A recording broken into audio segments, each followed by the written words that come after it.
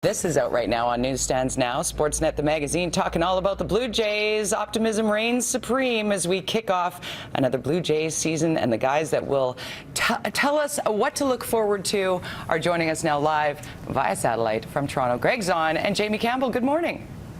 Good morning, Jody. Are we super excited about this Blue Jays season? Are we as optimistic going in as we were last year?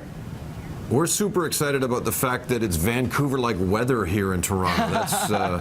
That's what we're excited about. But hey, the expectations a year ago were heavy, and there are almost none this year. So I'm as excited as anybody, based on the fact that nobody's picking them to win the World Series. Yeah, it's definitely true. We saw a lot of expectations throughout the game about this team, and it's largely the same roster. In fact, I think it might even be a little bit better than it was last year, and nobody's expecting hardly anything out of the Jays. It's going to be tough. I mean, obviously we all know how the beast in the East can be. The Yankees got a lot better. Boston's probably a little bit better.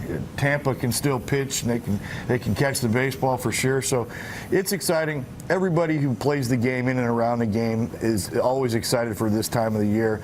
Hope springs eternal, and everybody, well, except for a couple of ball clubs who have already lost opening or regular season games. As far as I know, the Blue Jays are still in first place, that's exciting for me. That is very exciting. And taking on Tampa this afternoon at 1 o'clock on Sportsnet, and then coming home to Rogers Arena, where you guys will welcome the New York Yankees. Derek Jeter's last year in pinstripes. It had to come, right? I mean, they had the ceremonial season-long goodbye to Mariano Rivera last year, and this year it's Jeter. And I was surprised that he was not that thrilled with the fact that it was going to be such a big deal. I don't think he wants the presence at the end of every series like Rivera got last year, but it'll be.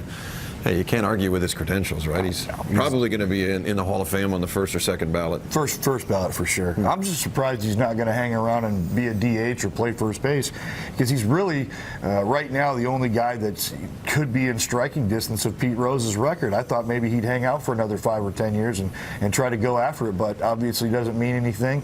To him, that record, he's got, 5 World Series rings, and obviously a first ballot Hall of Famer in my mind. So, it's going to be sad for Yankee fans to see him go, but as you said, Jamie, it had to come sooner or later. They can't play forever. It'd be good, clean fun for the Blue Jays fans to watch the Yankees get beaten when the home opener happens. But let's talk about getting beaten up. There were a lot of injuries to the Blue Jays last season. What are we looking like heading into this season?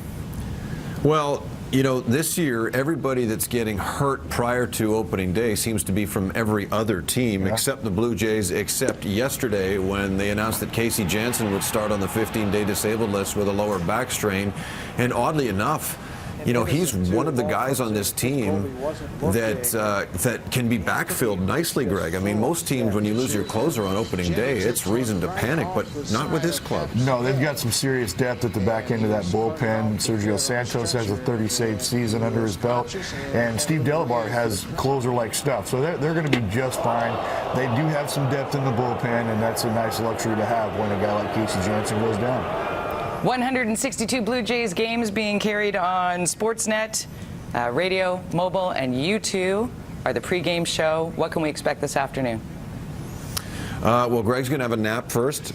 He looks incognito. We're up. You know what? I clipped him at the office yesterday. He's got a nice little shiner on the nose there. Yeah, so, my face is starting the year on the DL. But you're so pretty. He needs a pregame sleepy, yes, but he'll be wide awake for the show at 12:30 Vancouver time. You can feel our pain because it is 3 hours earlier here, but at least you have some spring weather. Spring has sprung, and the Toronto Blue Jays are kicking off things in style. Jamie Campbell and Gregg Zaun, thanks for being with us this morning, you guys. Always a pleasure.